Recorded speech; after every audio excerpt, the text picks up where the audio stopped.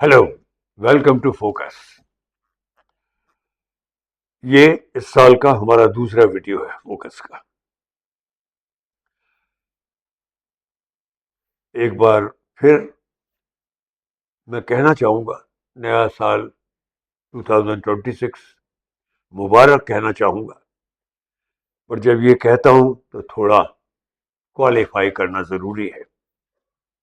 Late me welcome all of you to a new world, the democratic world, प्रजातंत्र की दुनिया। प्रजातंत्र। Mankind ऐसे इंसान जो होता है हैज ट्रेमेंडस क्वालिटी ऑफ हवा में अपने को उड़ाने की, बड़ी बड़ी बातें करके। प्रजातंत्र है, आजादी है, साम्राज्यवाद खत्म हो गया है, कहीं नहीं। किन्नी चुनी जगह होगा छोटा मोटा, तानाशाह होंगे छोटे मोटे। प्लीज वेलकम टू दी एक भयंकर दुनिया, एक सपनों वाली, भयंकर सपने वाली दुनिया। 3 जनवरी को, 3 दिन पहले, दैट इज 3 जनवरी को वेनेजुएला के राष्ट्रपति निकोलस मादुरो को अमेरिकन फोर्सेस उनकी राजधानी कराकास में हमला करके उनके राजमहल से उनको पकड़ के बंदी बनाकर, हथकड़ी लगाकर अमेरिका ले आती है और जेल में डाल देती है। अमेरिकन प्रेसिडेंट साहब कहते हैं, ट्रम्प साहब, ये ड्रग का कार्टेल था, इसलिए मैंने किया। ड्रग का कार्टेल था। इस एक इंडिपेंडेंट कंट्री में आप ये डिसाइड करने वाले कौन होते हैं? और अगर है तो वहां की जनता करेगी इसका प्रतिवाद, वो लड़ेगी इससे। आप कौन होते हैं? ट्रंप को जितना हम समझने की कोशिश करते हैं उससे आगे निकल जाता है। उसने जब वो आए ही थे लास्ट ईयर, शपथ ली थी, तो धमकियां देना शुरू कर दी थी कि I am driven by make America great again, मागा, और मैं इसको हड़प लूंगा, इसको छीन लूंगा, फिनलैंड को ले लूंगा, उसको ले लूंगा। और हमें लगा पागल आदमी है, कुछ भी कहता है। पर आज उसने 3 दिन पहले करके दिखा दिया। एक इंडिपेंडेंट मुल्क का राष्ट्रपति, चाहे वो कुछ भी रहा हो, उसका जो बैकग्राउंड है कुछ भी हो, पर वो चुना हुआ राष्ट्रपति था।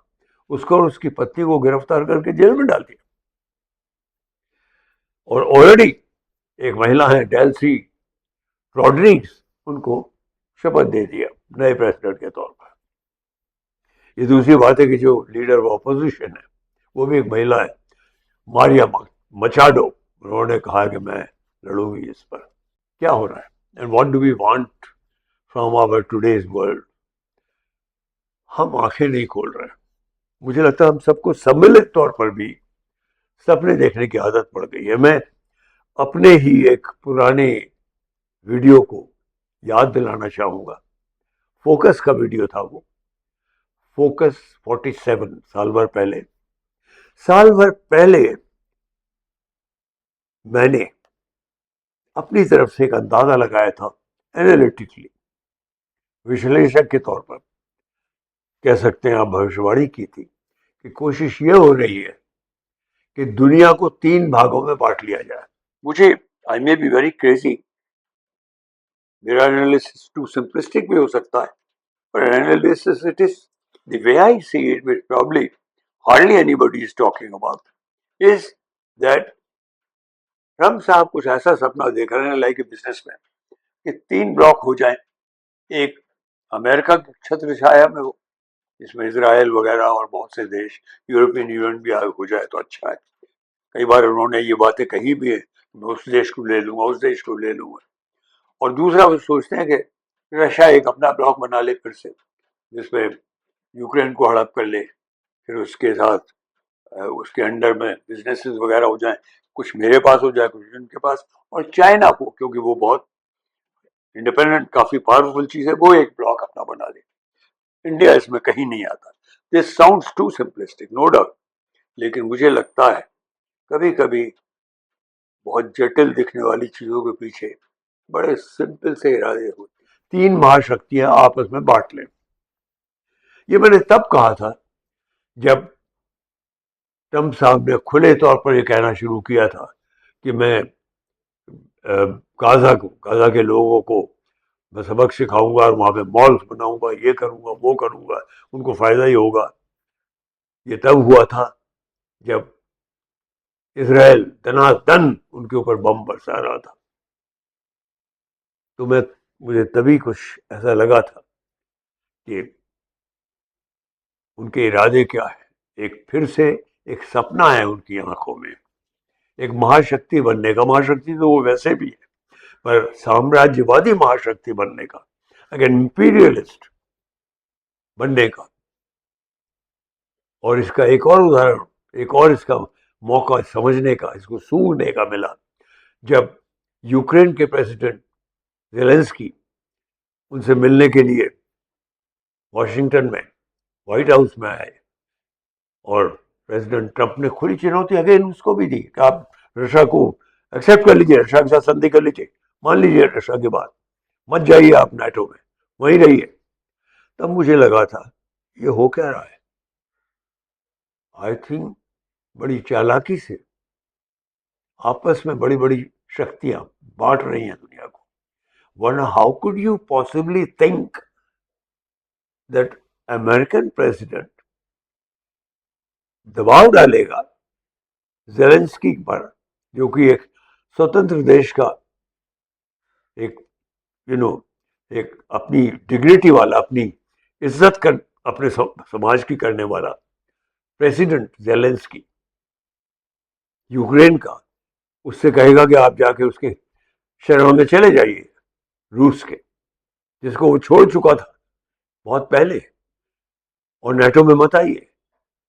और रूस को एक तरह से मदद कर रहा है, खुल के मदद कर रहा है, और कितना दबाव डाला और आज तक डाल रहा है।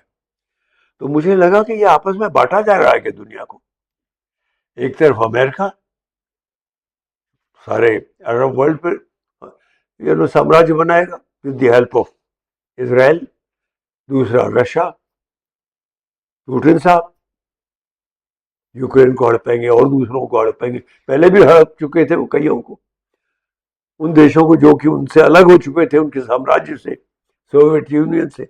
और तीसरा जिनको सब जानते हैं, चाइना, वो भी अपने पैर फैला ही रहा है, सबको मालूम है।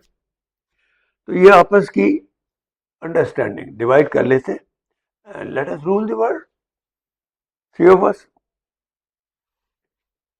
आई think we have to smell the coffee, अंग्रेजी में कहावत, कॉफी सूंघे जनाब। हम अपने को एक सपना दिखाते रहते हैं आजाद होने का, human beings who are self dependent, आजाद हैं, अपनी सोच का रखने वाले डेमोक्रेटिक लोग हैं। नहीं, हमारे खुद के घर में वो लक्षण हर दिन दिख रहे हैं, कर्टसी मिस्टर मोदी, वो भी शायद ढूंढ रहे हैं इधर जाए या उधर जाए। वो शायद जाना चाहते हैं ट्रंप साहब की शरण में, भारत को वहीं ले जाना चाहते हैं, पर ट्रंप साहब भी उनको बार बार दुत्कार रहे हैं उनकी अपनी आदतों की वजह से। पर यहाँ हमारे उपमहाद्वीप में, भारत में, मैं समझता हूँ आने वाले महीने विकट हो सकते हैं, कंसिडरिंग जो बांग्लादेश में प्रेजेंटली हो रहा है। और एक बात जो मैं बार बार कहता हूँ और कई वीडियो बनाए, आज इसको रिपीट करना जरूरी है, भारत की हालत खराब करने में एक बहुत बड़ी ताकत है, it's Modi ji, Modi is the weapon, पर जो ताकत है जो पीछे से इस वेपन को चला रही है वो नागपुर में है, जहरीले नागों वाली ताकत, RSS। We have to understand this. हम राष्ट्रीय स्वयंसेवक संघ की असली जहरीली ताकत और उसके इरादों को हर बार अंडर एस्टिमेट कर देते हैं। एक जामा पहनाया हुआ है नेशनलिज्म का, which is rogue, hoax completely. There is no nationalism there, there is just पागलपन। हिंदू हिंदू राष्ट्रवाद। मेरे मुल्क की ताकत इंक्लूसिविटी है, सेक्युलरिज्म है। सबको साथ लेकर चलना है, सारे धर्मों को, सारी जातियों को, सारी भाषाओं को। वो इसे गिराना चाहते हैं क्योंकि उनके दिमाग में एक ही सपना है, मुसलमानों को खत्म कर दो किसी तरह से। It's a very dangerous dream. हमें वी हैव टू बिलाई दिस ड्रीम। इस सपने को देखने वालों की आंखें निकालनी पड़ेगी हमें। भारत एक सर्वधर्म संपन्न राज्य ही रहेगा, इंक्लूसिव सेक्युलर राज्य रहेगा, जिसकी परिकल्पना, जिसका सपना, जिसका प्रोविजन हमारे कॉन्स्टिट्यूशन में है। ये याद दिलाना आज जरूरी है। जो घर के अंदर जो ये दुश्मन छिपे हुए हैं, जो अपने को बहुत राष्ट्रवादी समझते हैं, इन्हें समझना होगा खतरनाक है दुश्मन। इतना ही।